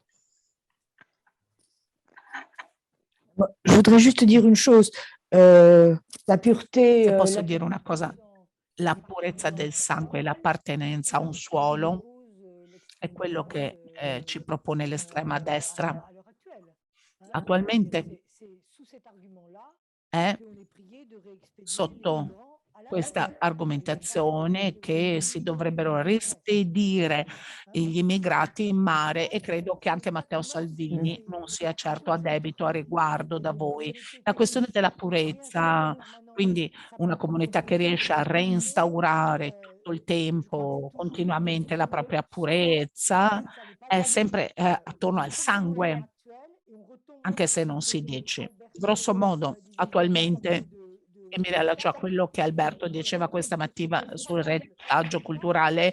Si ritorna su questo spaventoso retaggio culturale che è scritto veramente incandescente, con carattere incandescenti, il Boden, il suolo, il sangue, Boden und Blut. E questo torna continuamente. Io ho una domanda accanto mia: che cosa vi fa pensare che le masse siano così al massimo Hitler poteva temerlo perché l'esperienza era recente? Da allora stiamo comunque verificando che le masse non sono così relative come sempre. Voi le spostate, voi non cambiate però così tanto l'orizzonte storico e guardate cosa trovate, esattamente le stesse masse ci ritroviamo con le stesse masse attualmente. La Francia attualmente è un terreno sperimentale prodigioso che si adatta tantissimo. In questo momento vi ritrovate con dei gollisti, sottolineo dei gollisti, che danno il proprio sostegno a Eric Zemmour. Quindi siamo in una complicazione identificatoria assolutamente demenziale. Allora i giornalisti analizzano questo dicendo è dell'opportunismo, vogliono andare ancora più a destra per recuperare, ma quando si è detto questo non si è detto nulla, non sappiamo perché degli elettori gollisti accetterebbero di funzionare sulla modalità dell'esclusione degli stranieri e di una persecuzione perpetrata nei confronti degli stranieri nel modo in cui il Front Nazionale vorrebbe fare e Eric Zemmour vorrebbe fare. Quindi vedete la difficoltà. Non sono proprio certa personalmente che le masse siano così volubili e volatili. La domanda che vi pongo in realtà è, torno sempre sul fattore retaggio culturale di questa mattina, torno su una sorta di perennità, perpetuazione che è assolutamente impressionante. Si cambia un pochino solo di epoca e si ritrovano gli stessi. Quando Freud dice è sufficiente cambiare l'orizzonte e ritroverete facilmente gli assassini, perché alla fin fine le giustificazioni si modificheranno un po', l'orizzonte temporale si modificherà un po', ma il fondo, la base resterà la stessa. Non è che Freud abbia del tutto torto, nell'esperienza che fa bisogna vedere quanto tempo durerà, ma l'esperienza che fa è veramente interessante. Potremmo riprendere la stessa storia, ad esempio, perché ci avevo lavorato sopra con la frazione armata rossa, frazione armée rouge in Germania. È estremamente interessante poiché all'inizio si tratta di persone che lottano contro il silenzio della generazione che è sopra. Si vede come la guerra del Vietnam fa emergere completamente una crisi interna legata a questo silenzio, ma si trovano a fare queste esazioni di una violenza inaudita e quindi per vedere a cosa appartenevano i propri genitori. Ebbene, non sono sicura che questa nozione della volubilità, della volatilità, non penso che possa servire per descrivere questo. Volevo riprendere l'exposé, la presentazione del signor Ferraro, perché in quello che ha presentato a proposito di questo adolescente Pietro, che corrisponde veramente al fantasma del cadavere squisito sviluppato da Abraham e Torok, cioè l'identificazione a un cadavere che è rinchiuso in un armadio su cui pesa un silenzio totale. In fondo mi sono detta, dal punto di vista individuale, ma giusto per ricollegarmi quello che succede sul piano individuale non è poi così emblematico di quello che potrebbe succedere in questa comunità di individui condannata al silenzio, vale a dire che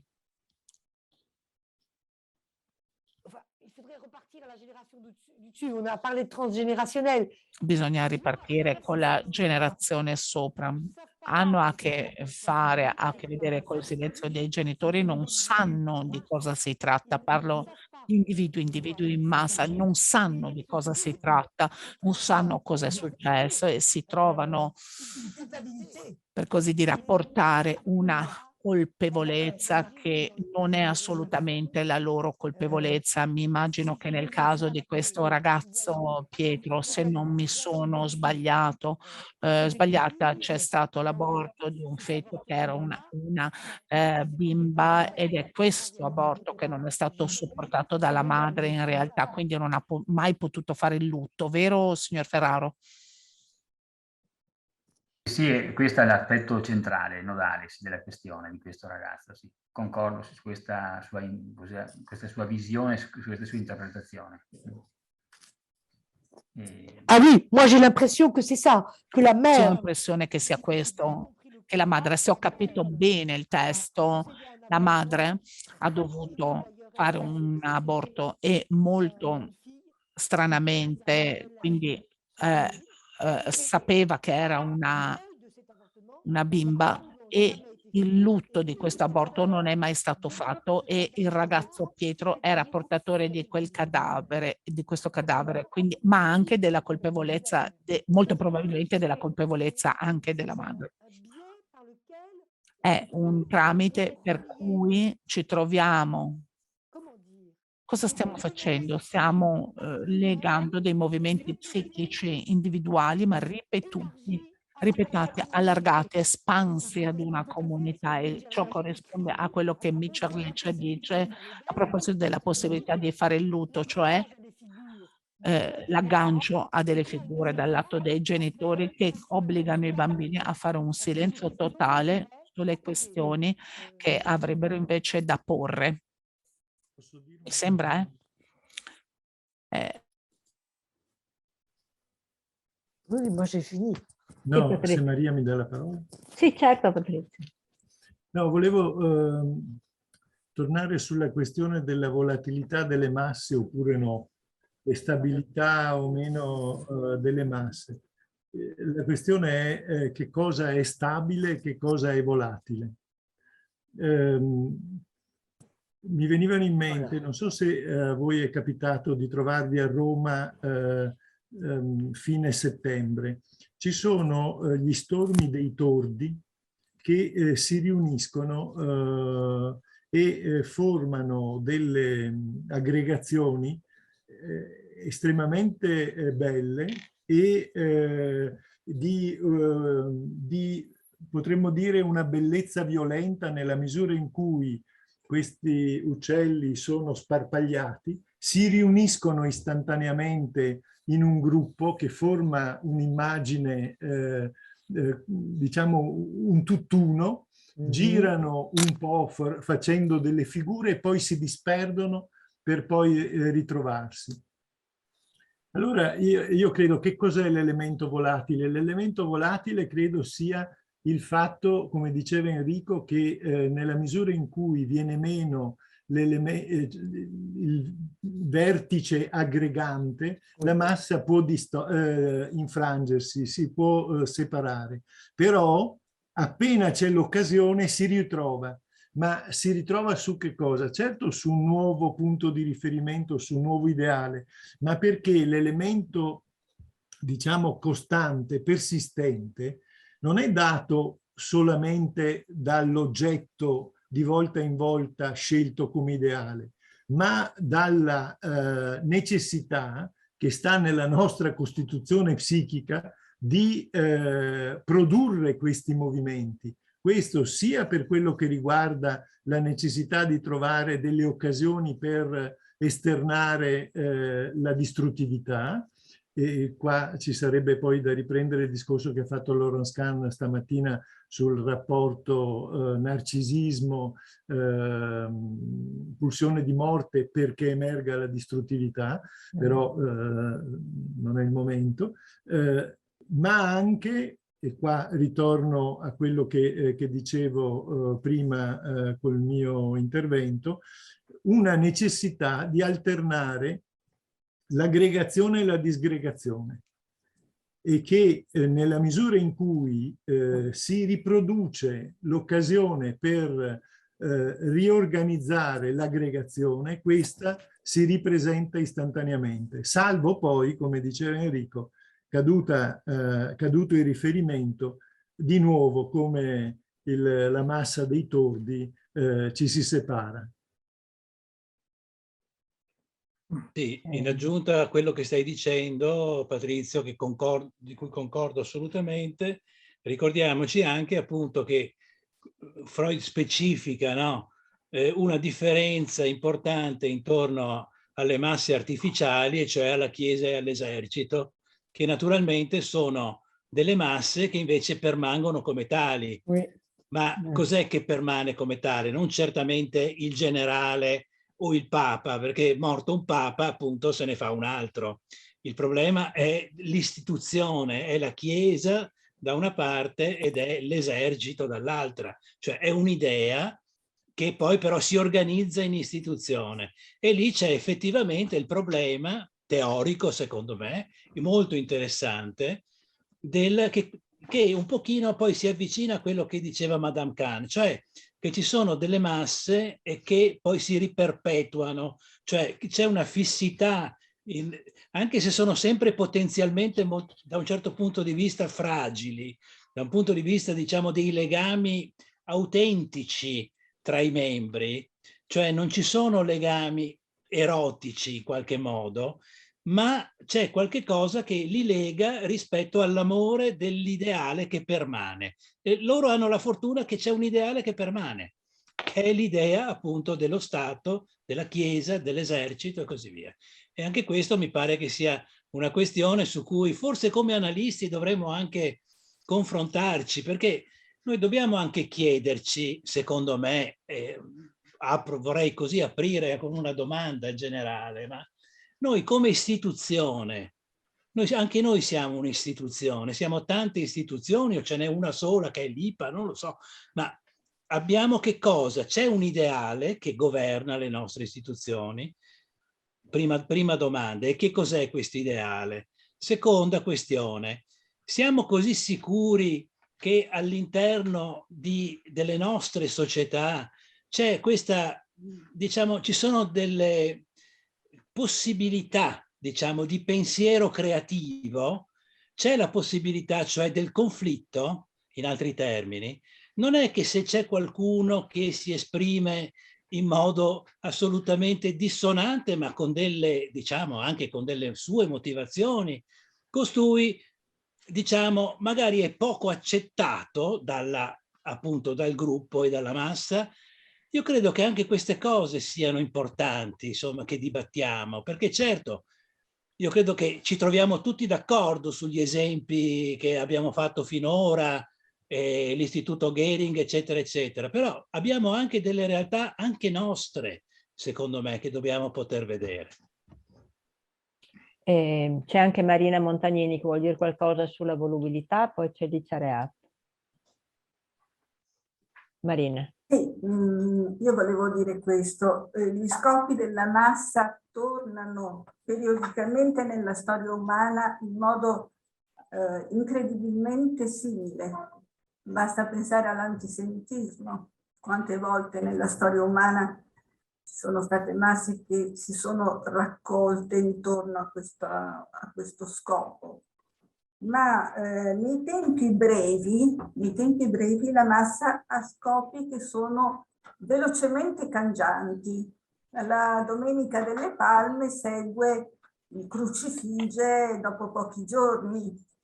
Quindi volevo sottolineare questo aspetto nel concetto di volubilità. E mi chiedevo appunto se quella componente di Thanatos di cui ha parlato il dottor Mangini possa facilmente sciogliere non soltanto i legami tra i membri della massa, ma anche tra i membri e il loro scopo. Sebbene questo scopo poi ricomparirà nella storia, tant'è vero che si è detto che la Shoah, una volta che è avvenuta, per il solo fatto di essere comparsa nella storia, potrebbe facilmente ritornare. Grazie.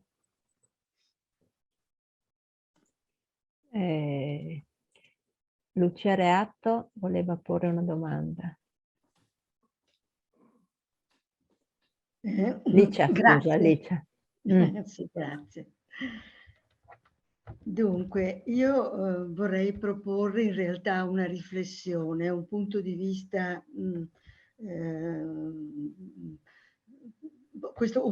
una riflessione forse un pochino diversa. Mi chiedevo se questo, a proposito di questi fenomeni molto approfonditi e che questionano molto del rapporto del problema delle masse, del rapporto tra l'individuo e la massa, se non possiamo usare anche un modello un pochino diverso. Nel senso che stavo pensando a questo rapporto dell'individuo con la massa con la quale si identifica o si fonde, più che identificarsi, per poi ritornare fuori come individuo con modalità diverse, a volte ci chiediamo come avviene questo passaggio. Io rifletterei proprio su questo passaggio che mi suggerisce un pensiero che riguarda il nostro funzionamento come funzionamento che è continuamente soggetto a una dinamica tra momenti di progressione e momenti anche di parziale regressione. Mi riferisco un po' da un lato, quindi di fronte a delle situazioni potenzialmente forse traumatiche o che comunque sollecitano delle difficoltà di trovare un modo di affrontare la realtà,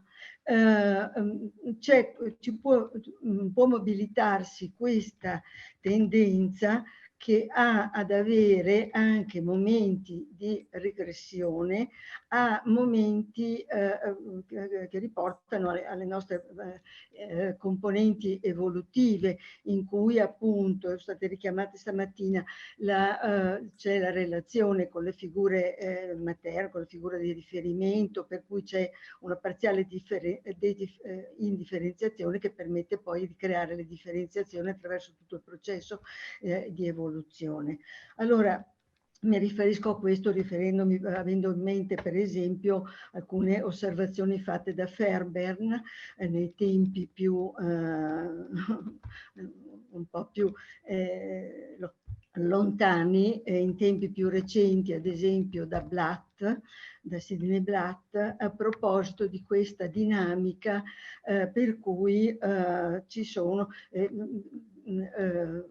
appunto ci sono momenti parzialmente regressivi che permettono poi di procedere, cioè io qualche volta nella mia formulazione la chiamo questo funzionamento come la possibilità di vivere una regressione ben temperata, rifacendomi a Bach, piuttosto, e quindi che permetta questo processo, questa modalità processuale, nella quale mi sembra che si possa intravedere appunto una possibilità funzionale di regredire di vivere una parziale indifferenziazione per ricercare nelle modalità del rispecchiamento con l'altro, per parlare anche, rifacendomi anche alla prospettiva evolutiva, che poi può anche ritrovarsi nei fenomeni dei gruppi, nei fenomeni adolescenziali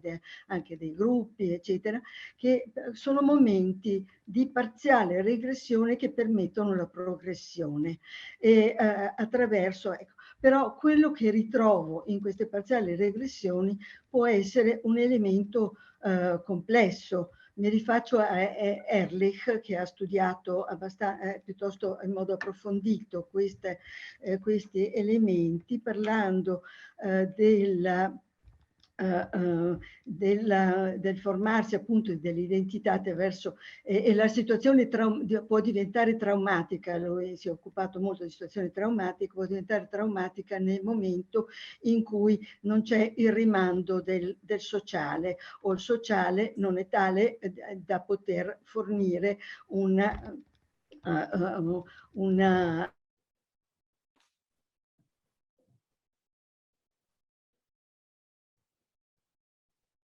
quel fenomeno, io lo chiamo del rispecchiamento, per poter ritrovare un po' se stesso e per non vivere situazioni di panico. Lui pone proprio questo come all'origine di una situazione di panico.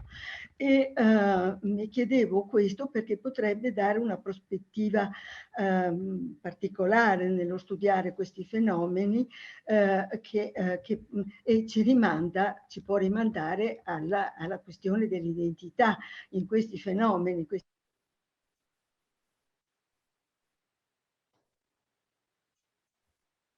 Momenti anche di parziale regressione, io la chiamo, questo può reggere questa dinamica un'identità ben formata, e quindi ritorniamo al problema della formazione dell'identità.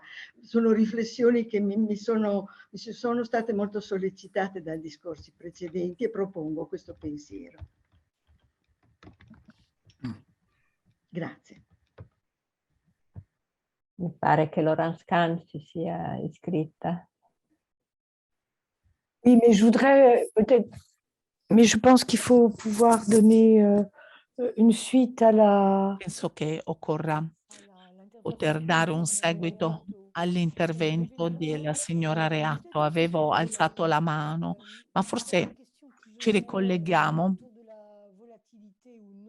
alla questione della volubilità, in francese volatilità, delle masse. È una questione che ci ha riattraversato a più riprese oggi, il fatto che l'idea che ci sia un motore stabile degli oggetti che variano. E mi dico che quando Hitler dice solo elemento stabile della massa è l'odio, è l'unica cosa che sia stabile, penso che lo dica, che stia dicendo qualcosa di estremamente forte. Non lo dice una volta sola, ma lo dice in tantissimi discorsi. Vale a dire che ha perfettamente percepito che la zona che permette alla massa di sostenersi assieme in questo modo sarà proprio l'odio. Allora effettivamente ci sarà nel sistema di compensazione, quindi come nel caso della comunità, ci saranno dei momenti, e qui sono d'accordo, dei momenti di regressione, di progressione, di recupero delle idee culturali, sociali, eccetera, ancora dei momenti di regressione in cui si torna indietro e la creazione di un'identità che ci perseguita, che si trasforma, che non è rigida, e ci ritroviamo con delle problematiche adolescenziali. Sono assolutamente d'accordo.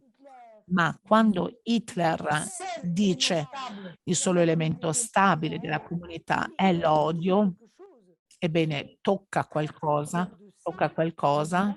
che è molto più vicino a Freud e della rappresentazione che Freud ha della primitività. Dice esattamente questo. Quindi sta dicendo in ciascuno di noi c'è un assassino e a qualsiasi cosa noi facciamo dovremo sbrigarcela con questo e venire a patti con questo assassino che c'è in noi. Seconda cosa che volevo dire è che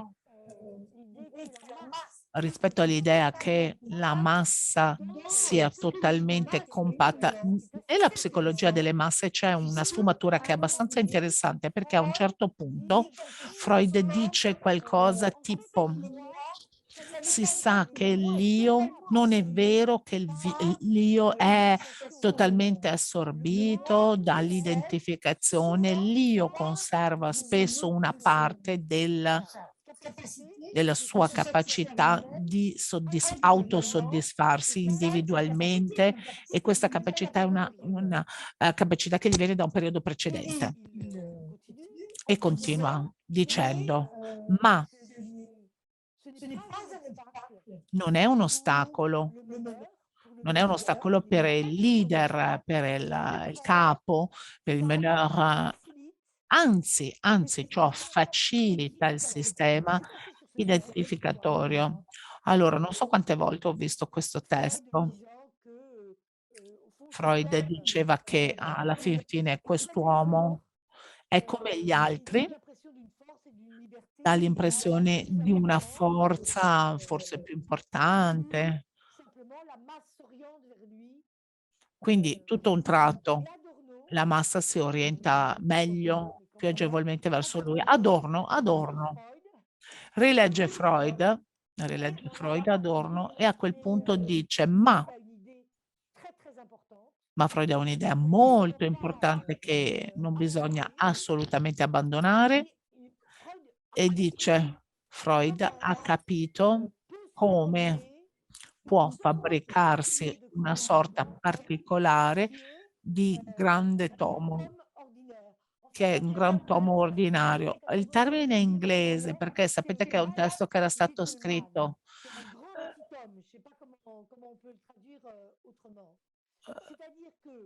c'è un termine in inglese che purtroppo non ho colto, cioè il leader può avere tutte queste grandi figure parentali progettate su di lui, con tutta la dimensione della suggestione, come è stato detto, ma allo stesso tempo ciascuno può riconoscersi in questo piccolo uomo, quindi piccolo uomo,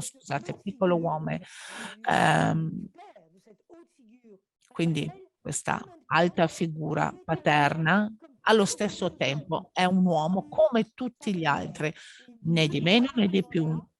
E allora a quel punto lì, lui è semplicemente, ed è quello che dice Freud, un ingrandimento di quello che ciascuno ha, e Adorno conclude dicendo: in realtà è questo che permette di realizzare un vero miracolo sociale, proprio il termine che impiega, un vero miracolo sociale, poiché l'immagine del capo, del leader, soddisfa il doppio desiderio dei suoi partigiani, del suo sottomettersi al leader e essere allo stesso tempo l'autorità, come questo grande piccolo uomo.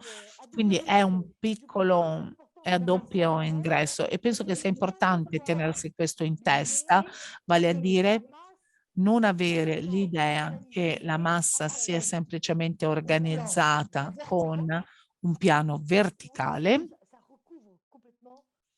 o piuttosto questo ricopre completamente quello che ha detto il signor Mangini. Verticalmente c'è qualcuno che è sopra la piramide, ma la stessa persona appartiene sul piano al piano orizzontale. La stessa persona appartiene al piano orizzontale. Quando ho sentito la presentazione del signor Mangini, mi sono detto: in realtà quello che Adorno dice rileggendo Freud, ed è Adorno che ha attirato la mia attenzione, è questa idea che il leader che riesce è un leader che si trova esattamente all'incrocio dell'asse verticale e del piano orizzontale, appartiene, diciamo, ai due elementi.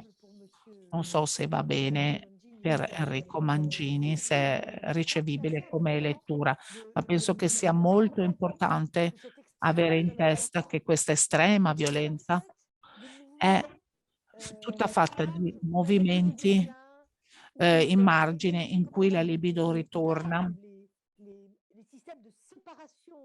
I sistemi di separazione, di definizione non sono mai con delle frontiere estremamente ferme. Continua a cambiare, a muoversi, e questa realtà che permette alla massa di ricostituirsi assolutamente in permanenza, continuamente. Questa dimensione di volubilità, ho capito assolutamente quello che volevate dire con volubilità, Patrizio e Alberto. Sì, sì, avevo capito.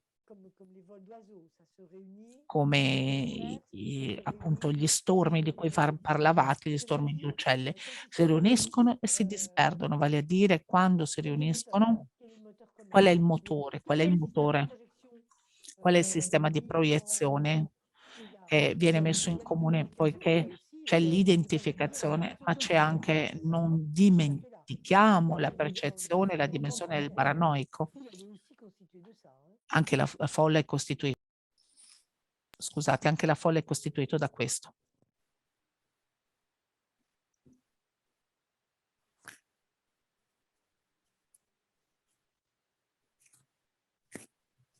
Ti ringrazio molto, perché quello che hai detto arricchisce assolutamente il mio pensiero e aggiunge questo dettaglio dell'incrocio che mi pare veramente molto, molto importante, molto interessante proprio. Grazie.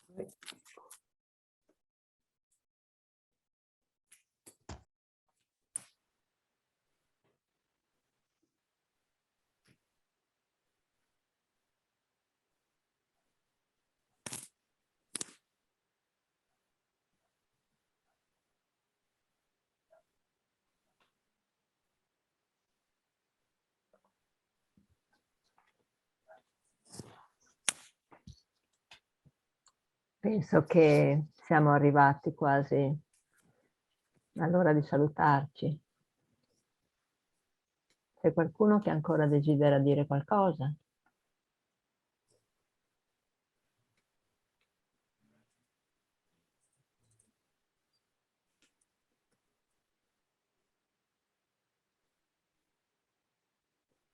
Diciamo che è stato talmente intenso, ricco, sfaccettato quello che ci siamo detti oggi, che leggo un messaggio di Maria Isabella Spinelli che scrive: ringrazio il Centro Veneto per la ricca giornata e la dottoressa Khan per rigore, passione e serietà che ha profondamente trasmesso.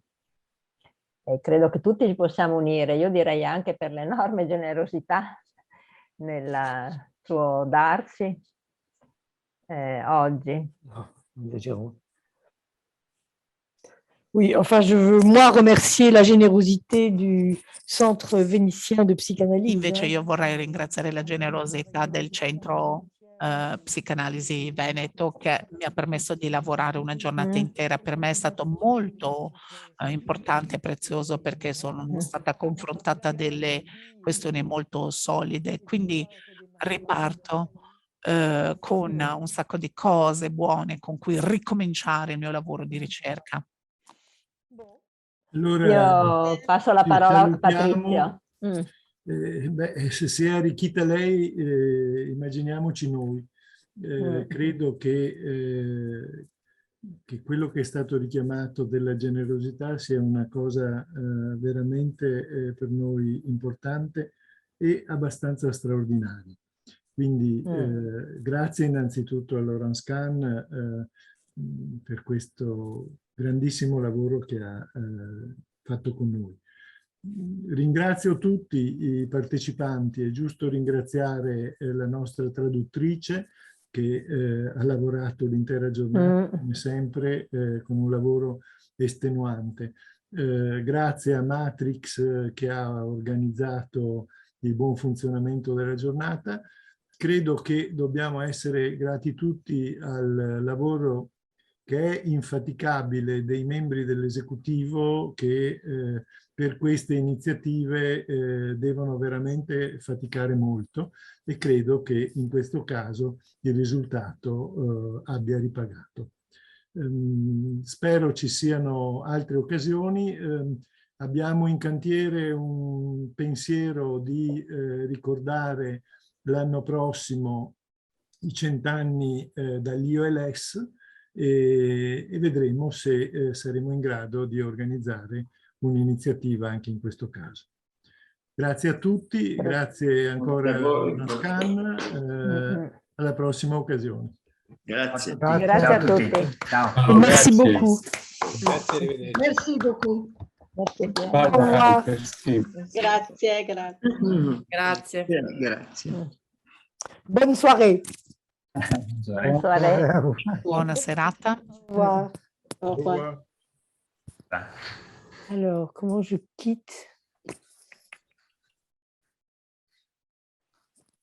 Come esco? Sì. Comment je quitte? Se puoi. Bonne question. Hein.